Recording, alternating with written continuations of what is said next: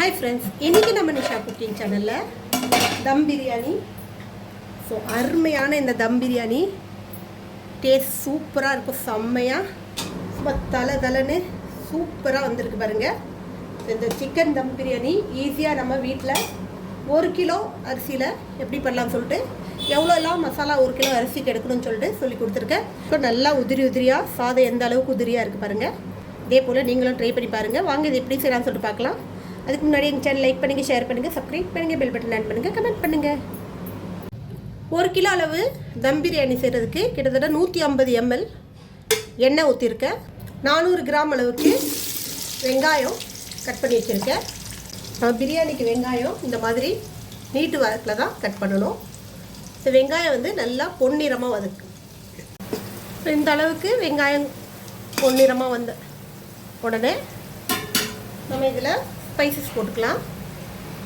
இதில் நான் கொஞ்சோண்டு கல்பாசி எடுத்துருக்கேன் ஒரு அன்னாச்சி பூ ஒரு 4 கிராம்பு 4 ஏலக்காய் 2 பிரிஞ்சி இலை கொஞ்சோண்டு ஒரு அரை ஸ்பூன் சோம்பு அரை ஸ்பூன் ஷாஜீரா இந்த ஷாஜீரா போட்டால் பிரியாணியில் நல்லா வாசனை வரும் அதே போல் 2 பட்டை ஸோ 1 கிலோவுக்கு தேவையான இந்த மசாலாவை நம்ம இப்போ இந்த ஸ்டேஜில் தான் போடணும் சில பேர் வந்து முன்னாடியே எண்ணெயில் போட்டு வதக்குவாங்க அந்த மாதிரி செய்யும்போது அந்த ஸ்பைசஸுடைய ஃப்ளேவர் எல்லாம் வந்து என்ன தீஞ்சு போயிடும் ஸோ வெங்காயம் நல்லா இந்த அளவுக்கு வதங்கின பிறகு நம்ம இது போட்டோம்னா ஃப்ளேவர் வந்து நல்லா இறங்கும் அந்த வெங்காயத்தோடு சேர்ந்து இந்த ஸ்பைசஸும்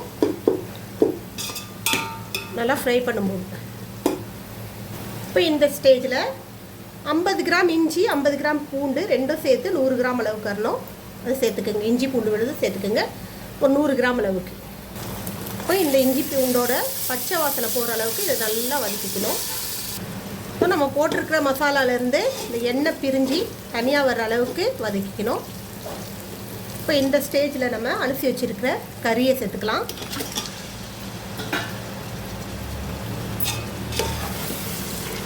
கறி வந்து இந்த மசாலாவோடு சேர்த்து நல்லா வறுத்துக்கணும் ஒரு 2 நிமிஷம் நல்லா வறுக்கணும்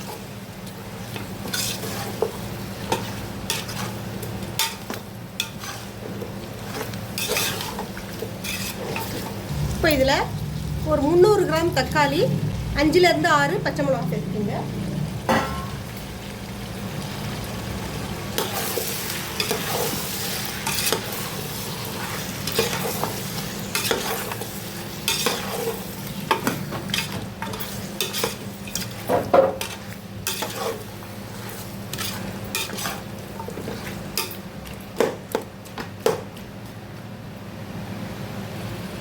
இப்போ தக்காளி போட்டு 1 நிமிஷம் வதக்கி ஆயிடுச்சு அதுக்கு மேலே வதக்க தேவையில்லை தக்காளி வந்து உடையக்கூடாது இப்போ இந்த ஸ்டேஜில் மல்லி புதினா ஒரு 2 கைப்பிடி அளவு போட்டுக்கோங்க ஒரு கைப்பிடி மல்லி புதினா ஒரு கைப்பிடி மல்லி சேர்த்துக்கலாம்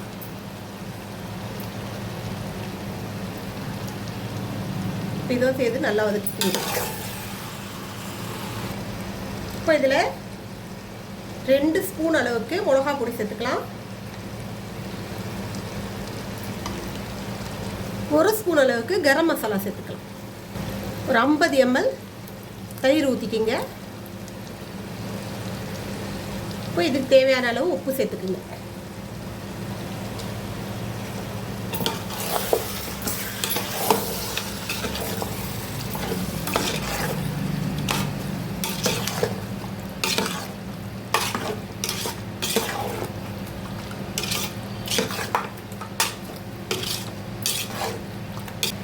இந்த கறி வேகிறதுக்காக மட்டும் இதில் தண்ணி ஊற்றி கறியை வேக வைக்க போகிறோம்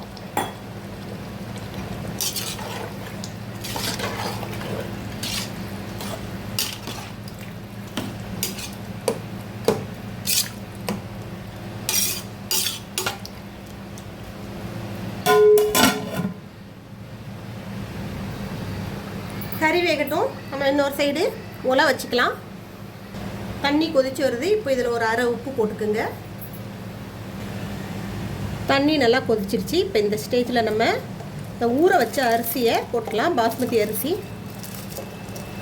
ஒரு 15 நிமிஷம் ஊற வச்சுருந்தேன் இப்போ இதில் போட்டுக்க இப்போ இது வந்து ஒரு 75% வெந்தால் போதும் அதிகமாக கொலைய சாதம் வடிக்கிற மாதிரி வேக வைக்கக்கூடாது ஒரு 75% விரையாக இருக்கணும் சோறு.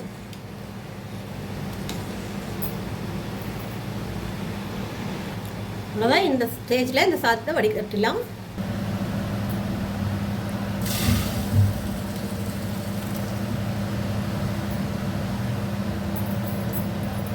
இப்போ இந்த சாதத்தை நம்ம ரெடி பண்ணி வச்சுருக்கிற இந்த அக்னியில் கொட்டிடுங்க.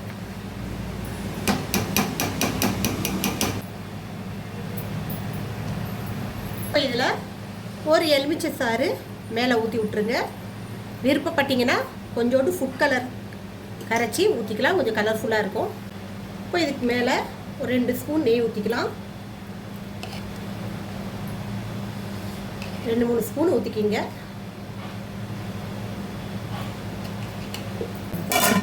இதை க்ளோஸ் பண்ணிவிட்டு மேலே வெயிட் ஏதாவது வச்சுடுங்க. நான் இந்த இடுக்கி வச்சுருக்கேன். நல்லா வெளியே இந்த ஆவி வெளியே போகாத மாதிரி நல்லா டைட்டாக மூடிட்டு இந்த மாதிரி வெயிட்டான பொருள் ஏதாவது வச்சுட்டு அடுப்பை நல்லா ஸ்லிம்மாக வச்சுக்கோங்க. 10-15 நிமிஷம் அப்படியே தம்லேயே இருக்கட்டும். அவ்வளோதான், சூப்பரான தம் பிரியாணி ரெடி ஆகிடுச்சு. இதே போல் நீங்களும் ட்ரை பண்ணி பாருங்கள். இன்னொரு ரெசிபியோடு உங்களை சந்திக்க வரை உங்களோட விடைபெறுவது உங்கள் நிஷா. எங்கள் சேனல் லாஸ்ட் வரைக்கும் பார்த்தவங்க இருக்கும். மிக்க நன்றி. பாய்.